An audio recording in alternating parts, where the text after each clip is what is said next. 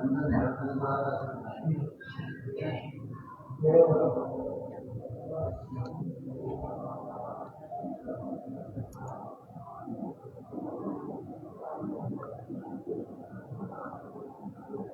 दोस्तों, मैं हूँ राजीव और आप देख रहे हैं संसार क्रांति। मैं ये सीधी तस्वीरें आपको माता मनसा देवी मंदिर फतेहपुर पुंडरी से दिखा रहा हूँ और यहाँ पे कुछ खास है और खास होने भी वाला है। हालांकि ये मंदिर है, माता का मंदिर है, माता मनसा देवी फतेहपुर का मंदिर है। और इसके साथ साथ मैं पहले तो आपको मंदिर के दर्शन करा दूं। बहुत ही प्राचीन मंदिर है और मंदिर के साथ साथ मैं आपको एक बड़ी सूचना और देने जा रहा हूँ। बड़ी सूचना आप सोच रहे होगे, पहले आप सोचो, कमेंट करके साथ साथ बताते रहे बड़ी सूचना हो क्या सकती है। कि मंदिर से बड़ी सूचना ये हो सकती है कि मंदिर का पुजारी जब जिला पार्षद बनता है तो बहुत बड़ी जिम्मेवारी आ जाती है, क्योंकि एक प्राचीन मंदिर के पुजारी होने के साथ साथ उन पे जिम्मेवारी और भी होती है। क्योंकि एक मंदिर को व्यवस्थित तरीके से चलाना और वहाँ की मैनेजमेंट को देखना, सब चीजें और सब ये हमारे फतेहपुर माता मनसा देवी मंदिर के पुजारी देवेंद्र शास्त्री जी। देवेंद्र जी, जय माता की, जय श्री राम। जय माता की, जय श्री राम। पहले तो मैं सभी संसार क्रांति वालों को नमस्कार करता हूँ, जय माता करता हूँ, और जितने भी आपके दर्शक हैं उनको भी जय माता करता हूँ।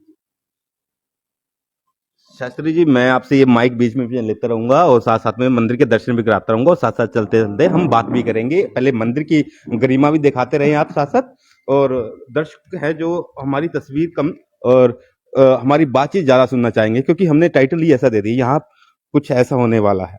क्योंकि माता का मंदिर है, माता के मंदिर में अक्सर चमत्कार देखने को मिलते हैं। सबसे पहले आपको जिम्मेवारी मिली थी माता के सेवा करने की, और उसके बाद जिम्मेवारी मिली आपको एक अपने आसपास के गांव की सुंदरता की, एक जिला पार्षद का जो होता है ओहदा पद, उसकी क्या कहना चाहोगे उसके बारे में, जिम्मेवारी के बारे में बताइए। पहले तो मैं जिम्मेवारी की बात करता हूँ। माँ की चरणों की सेवा सौभाग्य है, वही मुझे प्राप्त हुई। और मैं कहता हूँ कि माँ, जब तक मेरा जीवन है अपने चरणों में रखना। और जो मंदिर की गरिमा है और मंदिर की जो कमेटी के द्वारा हमारे कार्य होते हैं, माँ भगवती की कृपा से होते हैं। माँ भगवती सभी की मनोकामना पूर्ण करती है। माता रानी के मंदिर में रहने से मुझे और मेरे परिवार को संस्कार मिले, जो मैं अच्छा कार्य कर सकूं, चाहे वो राजनीतिक के द्वारा एक गांव की सेवा हो, मैं उसको भी मंदिर समझ के कार्य करना चाहता हूं। और माँ के चरणों में रहने के बाद, माँ के दरबार में रह के मुझे हर चीज की व्यवस्था है, जो हर तरफ से माँ का आशीर्वाद पूर्ण रूप से मुझ पे भी है और ग्राम पे भी है। तो साथ साथ में हमारे थोड़े जैसे हमारी संसार क्रांति के ऐसे सवाल होते हैं कि करेले की तरह मीठे और जलेबी की तरह सीधे, वो रहेंगे इस चर्चा में। तो इस चर्चा में सबसे पहले मैं आपसे सवाल करना चाहूंगा कि कुछ दिन पहले हमने आपको कॉल की थी लाइव के माध्यम से, तो उसमें आपने हमें एक आश्वासन दिया था कि जल्द से जल्द इस समस्या का समाधान करवा देंगे। समस्या मैं अपने दर्शकों को भी बताता चलूं, जो भी फतेहपुर या आसपास के गांव के लोग जुड़े हुए हैं, तो साथ साथ प्रभु शंकर भगवान के दर्शन करते रहे। और साथ साथ इस फतेहपुर गांव की जो समस्या के लिए हमने शास्त्री जी को देर रात फोन किया था, हालांकि यहाँ के सरपंच साहब को भी फोन किया था, मगर सरपंच साहब को आपने देख लिया था उसमें। मगर शास्त्री जी से जानना चाहेंगे, क्योंकि इनके पास कई गांवों की जिम्मेवारी है, तो उस बारे में लाइटों की समस्या के लिए हमने फोन किया था, उसको लेकर आप क्या कहना चाहोगे, कब तक आश्वासन देते रहोगे? देखिए, मैं कभी भी झूठा आश्वासन नहीं देता। मैंने आपके सामने कहा था कि कल से ही मैं इस कार्यक्रम पे पूरा एक्शन लूंगा। मैं जिस समय एक्शन साहब के साथ और एसडीओ साहब के पास गया, तो वहां से हमें पता लगा कि जो यहाँ के मीटर हैं, जो इन लाइटों के मीटर हैं, वो कटे हुए हैं। वो क्यों कटे हुए हैं? कि हमारे गांव का जो इन लाइटों का बिल था वो भरा हुआ नहीं था। परंतु आज हमने दोबारा से लगभग वीडियो के पास जाकर इस मीटर के लिए एप्लीकेशन लिखी गई, और यहाँ पे इन लाइटों का पहले तो बहुत ही जल्दी क्योंकि हमारी कल फिर दोबारा एसडीओ साहब के साथ बात होगी, उन्हें आश्वासन दिया है कि कल हम इस कागजी कार्रवाई को कंप्लीट करके और हफ्ते या 10 दिन के अंदर लाइट को जगवा देंगे, ये हमारा वादा है। और चलो हम उम्मीद करते हैं कि शास्त्री जी का ये वादा कायम रहे और माता रानी इनके इस वादे को सिरे लगाए। और दूसरी बात ये मैंने सुनने में आई थी शास्त्री जी कि यहाँ पर कुछ बड़ा होने वाला है 2 दिनों बाद, क्या है वो? सस्पेंस खोल दीजिए सभी दर्शकों का। आपको सब पता है, परंतु मैं ये कहना चाहूंगा कि हमारी पुंडरी में, वैसे तो कैथल डिस्ट्रिक्ट में हमारे जो भारतीय जनता पार्टी के प्रदेश अध्यक्ष हैं ओम प्रकाश धनखड़ जी, वो आ रही हैं, परंतु जो शनिवार को सुबह 8 बजे का टाइमिंग है वो मां मनसा देवी दरबार में है। उन्होंने कहा कि पहले मैं उस मां भगवती के दर्शन करना चाहता हूं जो शक्तिपीठ यहाँ पे है। उस शक्तिपीठ के दर्शन करने के बाद आपके छोटे भाई देवेंद्र ने उनका प्रोग्राम चाय का किया है। जिस समय चाय के दौरान उनको चाय पिलाई जाएगी तो हम अपने गांव की जो समस्याएं हैं उनके आगे रखेंगे और अपनी पूर्ण रूप से डिमांड मांगेंगे कि हमारे गांव को ऐसा बना दीजिए। वैसे तो देखिए हमारा पुंडरी हल्का बहुत पिछड़ा हुआ है। क्यों पिछड़ा हुआ है? क्योंकि हर बार आजाद बनता है, आजाद की वजह से पिछड़ गया। मैं चाहता हूं कि मेरा गांव पिछड़े ना, मेरा हल्का पिछड़े ना, हमेशा सदा इस प्रकार चमके कि भगवान की कृपा पूरे हल्के पे रहे। और धनखड़ साहब जी हमारी जो भी डिमांडें होगी, गांव की डिमांडें होगी, उस समस्याओं को दूर करेंगे और डिमांडों को हमारी पूर्ण करेंगे। देखो शास्त्री जी, ऐसा होता है कि हर बार लगभग 1995 से लगभग, जहां तक मेरा अंदाजा है, जहां तक मेरे पास सूचना है, आजादी आए हैं। हालांकि जो एट प्रेजेंट में विधायक साहब हैं वो भी इस चुनाव से पहले वो पार्टी में थे, पार्टी की उम्मीद कर रहे थे, मगर मजबूरन उनको चुनाव में टिकट नहीं मिली, आजाद लड़ना पड़ा, रोए गिड़गिड़ाए पब्लिक के सामने और फिर आजाद के तौर पे आए। पुंडरी विधानसभा क्षेत्र क्या आजाद को ही एक्सेप्ट करता है या किसी पार्टी वाले पे विश्वास नहीं रहा? देखिए, पार्टी से पहले तो मैं ये कहूंगा कि पुंडरी में एक जातिवाद फैला हुआ है, ब्राह्मण और रोड, परंतु मैं ये कहता हूं ये बहुत ही गलत है।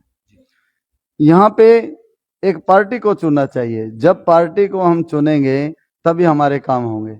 जे अब तक 1995 से, शायद 1995 में हमारे नरेंद्र शर्मा जी बने थे आजाद पहले, उसके बाद आजादी चल रहे हैं, उसके बाद देखो आप भी देखिए कोई भी तरक्की नहीं है, कोई भी हमारे हल्के में ऐसे कोई चमत्कार नहीं हुआ कि देख के जो हल्का को देख के ये कहे भाई रौनक है हल्के में। ऐसा हल्का लगता है कि जैसे बहुत ही पुराना और मतलब एक नाराज होता है ना, जैसे इस प्रकार का हल्का लगता है।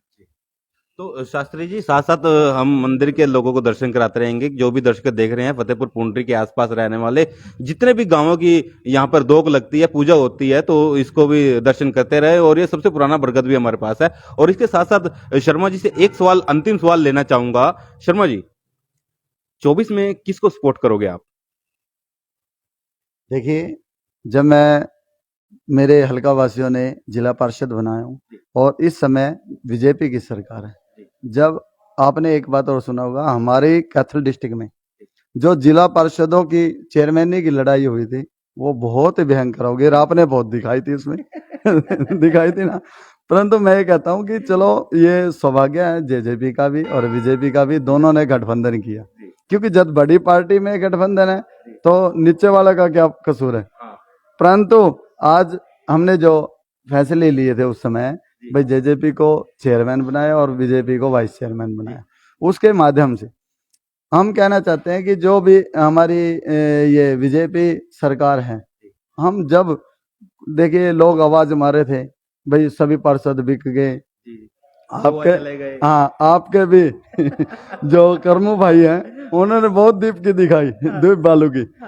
उसने भी कहा देखिए दीप बालू घर हैं, बाकी सभी पार्षद भागे हुए हैं। पर मैं ये कहना चाहूंगा बजरंगी भाई कि देवेंद्र शर्मा भी फतेहपुर में ही था और ऐसा कभी भी फोन बंद नहीं हुआ।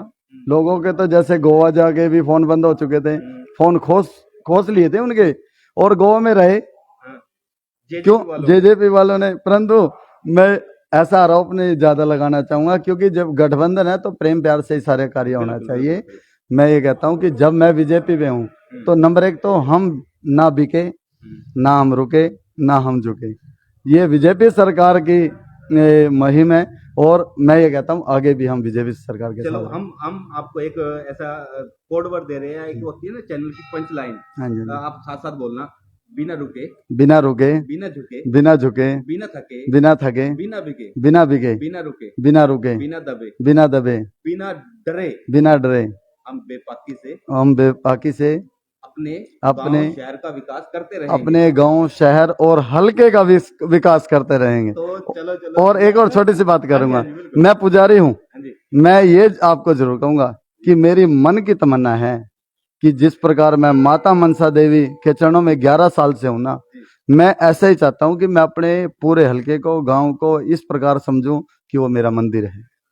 तो आप ताउम्र, हाँ बिल्कुल, ताउम्र के लिए हाँ आप ये बिल्कुल, आह्वान मैं कर रहे हैं। मंदिर के पर्पज से हाँ, सेवा करना चाहता हूँ। जैसे आप मंदिर में इतने साल से कंटिन्यू सेवा कर रहे हैं, इसी तरह अपने क्षेत्र में हाँ, भी लगातार बिना इलेक्शन के भी हाँ जी, हाँ उम्मीद जी, करते हो। ये तो आपने पहले भी देखा है हाँ जी, कि यहाँ पे जब भी कभी भंडारा होता है, जी, या आपने देखा है कि लगभग मैंने 3 साल लगातार 5 गरीब कन्याओं की शादी की है। जी, हर साल यहाँ पे श्री सचंडी महायज्ञ कराता हूँ। जी। ये देखिए, मैं तो कौन करने वाला हूँ, माँ भगवती का आशीर्वाद है और आप जैसे भाइयों का सहयोग है, चलो। उसके अनुसार मैं सेवा करता हूँ और ऐसे ही करता रहूंगा। चलो, जय माता की, जय भारत, जय हिंद। तो आपने सुना देवेंद्र शास्त्री जी को। 2 दिन बाद यहाँ पर फतेहपुर के माता मनसा देवी मंदिर में देवेंद्र शास्त्री के सहयोग से, क्योंकि इन्होंने रिक्वेस्ट की थी और रिक्वेस्ट पे धनखड़ जी ने इनकी रिक्वेस्ट मान ली है। सबसे पहले लगभग 8:30 बजे माता मनसा देवी के दर्शन करेंगे और उसके बाद फतेहपुर के बाद जाएंगे वो पुंडरी में और लोगों की समस्याएं सुनोगे। जैसा कि हरियाणा भर में अब बीजेपी के नेताओं का दौर शुरू होगा, हर एक डिस्ट्रिक्ट में 2-2 दिन के लिए वो बैठक करेंगे और लोगों की जन समस्याएं सुनेंगे, अपने कार्यकर्ताओं से बात करेंगे। तो ये थी कैथल के पुंडरी और पुंडरी के फतेहपुर गांव से माता मनसा देवी से ग्राउंड रिपोर्ट। और मैं आपके साथ राजीव बजरंगी, और इस वीडियो को ज्यादा से ज्यादा शेयर कर दीजिए ताकि आसपास के इलाके के लोगों को पता लग जाए कि देवेंद्र शास्त्री जी के पास 2 दिन बाद हमारे बड़े नेता प्रदेश अध्यक्ष ओम प्रकाश धनखड़ जी पहुंच रहे हैं और जो लोगों की समस्या भी सुनेंगे, वाकिफ हुए होंगे और देवेंद्र शास्त्री जी उनसे अपने आसपास के जिन एरिया में इनकी सेवाएं दी गई है, जिला पार्षद चुने गए हैं, वहां की समस्याएं भी रखेंगे। नमस्कार, जय हिंद, जय भारत और सभी को जय माता की।